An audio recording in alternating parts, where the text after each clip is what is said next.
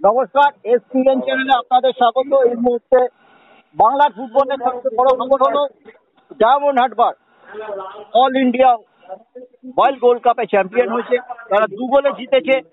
আমার সঙ্গে আছে ডায়মন্ড হারবারের সচিব মানস ভট্টাচার্য, যিনি চোখ রেখেছিলেন ম্যাচে।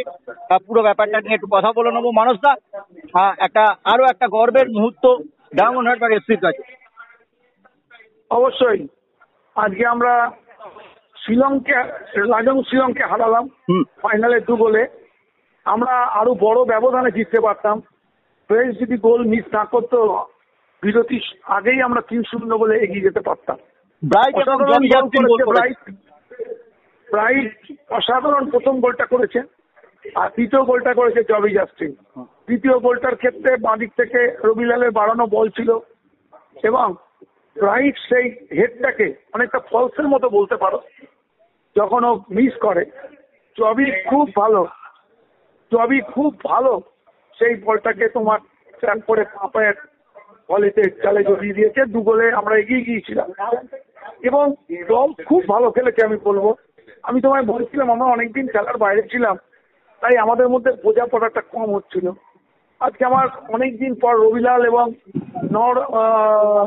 নরেশ, আমার দুটো ব্যাক খুব ভালো ফুটবল খেলেছে। সানডে স্টপার যার নতুন বিদেশি এসছে, সেও খুব ভালো ফুটবল উপহার দিয়েছে। এছাড়াও আমাদের মাঝমাঠে যে ছেলেটি ডুরান থেকেই সকলের নজর কেড়েছে, সেই পল, সেও কিন্তু খুব ভালো খেলেছে। আমার ভালো লাগছে এই কারণে, আমাদের প্রথম সর্বভারতীয় একটা টুর্নামেন্ট আমরা জিতলাম।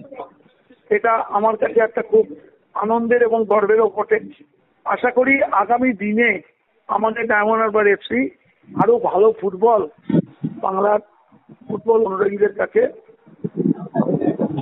একটা 2.5 বছরের পর এইভাবে সাফল্য পাচ্ছে আই লিগ 3, আই লিগ 2।